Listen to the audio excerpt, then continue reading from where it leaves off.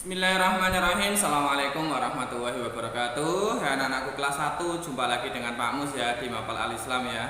Sebelumnya bagaimana kabar kalian? Mudah-mudahan kabar kalian semuanya sehat dan dalam perlindungan Allah Subhanahu wa taala. Oh ya anak-anakku semuanya, sudahkah pagi hari ini kalian sholat duha? Nah, bagi yang belum, nanti sehabis menyimak video dari Pak Mus, ambil air wudhu ya, kemudian mengerjakan sholat duha ya anak-anakku semuanya. Oh ya anak-anakku semuanya, kalian hari ini puasa apa tidak? Nah, mudah-mudahan semuanya puasa ya.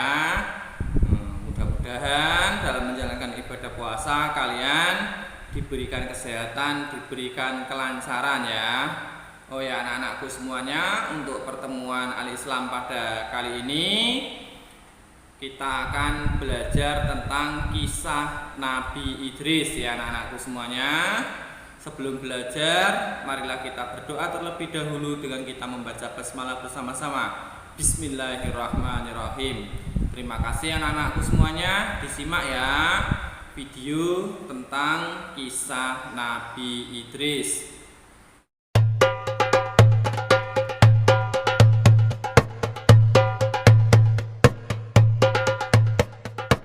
Nabi Idris alaihi salam adalah keturunan keenam dari Nabi Adam alaihi salam yang lahir di Mesir. Beliau diberi nama Idris karena gemar membaca dan menulis.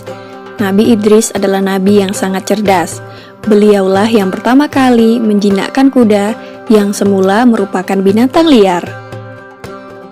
Setelah menjinakkannya, kini binatang kuda itu bisa dijadikan tunggangan atau untuk mengangkut berbagai barang. Orang-orang yang baru melihat hal ini merasa heran karena Nabi Idris dapat menempuh perjalanan dengan sangat cepat daripada mereka yang masih berjalan kaki. Dengan adanya kendaraan ini, kaum Nabi Idris sangat terbantu dan menjadi semakin makmur.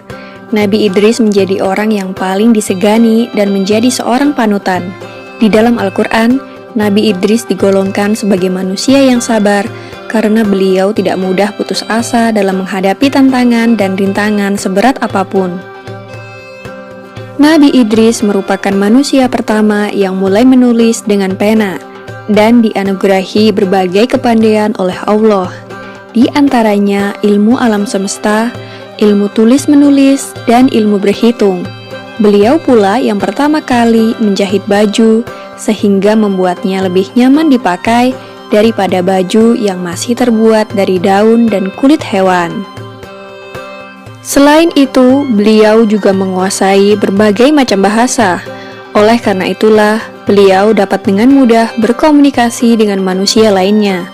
Beliau juga pandai membangun rumah sederhana yang indah dan nyaman, sehingga banyak orang dari berbagai daerah yang menirunya dan meminta bantuannya. Dengan ditemukannya berbagai teknologi hasil penemuan dari Nabi Idris yang membuat kaumnya lebih makmur, kaum anak cucu Nabi Adam lainnya yang berasal dari Qabil menjadi sangat iri. Mereka pun mulai merencanakan sesuatu yang jahat dan mengganggu kaum Nabi Idris yang sedang bekerja. Semakin hari, kaum dari Qabil semakin bertambah jahat.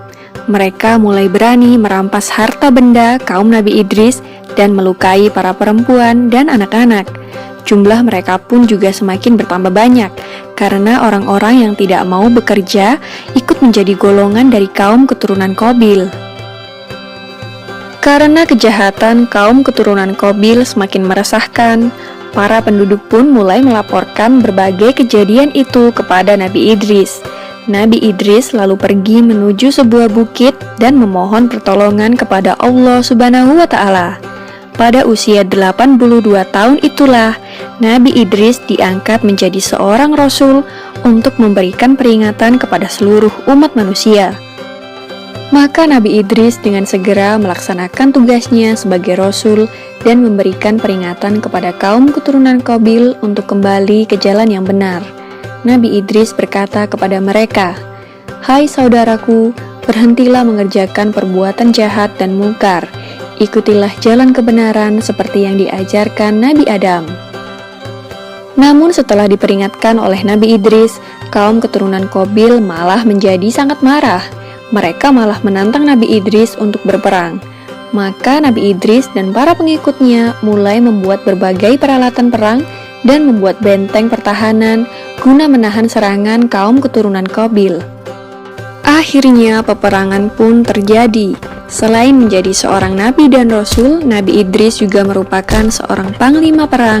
Beliau berperang dengan gagah dan berani sehingga mendapatkan julukan Asadul Usud yang berarti singa dari segala singa karena tidak pernah berputus asa dalam menjalankan tugasnya untuk memerangi kejahatan. Nabi Idris adalah ahli strategi yang sangat pintar, sehingga beliau dan pasukannya selalu dapat memenangkan berbagai pertempuran. Namun semakin hari, kaum keturunan Qabil yang mungkar dan durhaka itu makin bertambah banyak jumlahnya, dan tidak terhenti menyerang para wanita dan anak-anak dari kaum Nabi Idris. Maka Allah Subhanahu wa Ta'ala memerintahkan Nabi Idris beserta kaumnya untuk berhijrah dan meninggalkan negerinya untuk menuju tempat yang lebih aman. Demikianlah kisah Nabi Idris alaihissalam yang tiada henti berperang dengan kaum keturunan Qabil. Nama Nabi Idris diabadikan di dalam Al-Quran dalam surat Maryam ayat 56 dan 57. Semoga kisah ini dapat mempertebal iman kita kepada para nabi dan rasul Allah Subhanahu wa Ta'ala. Amin ya rabbal alamin.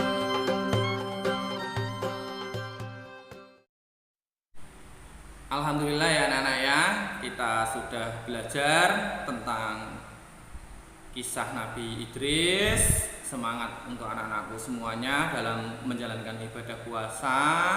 Jaga selalu kesehatan ya anak-anakku semuanya. Marilah pertemuan pada pagi hari ini kita akhiri dengan kita membaca hamdalah bersama-sama. Alhamdulillahirabbil alamin. Billahi taufiq wal hidayah. Wassalamualaikum warahmatullahi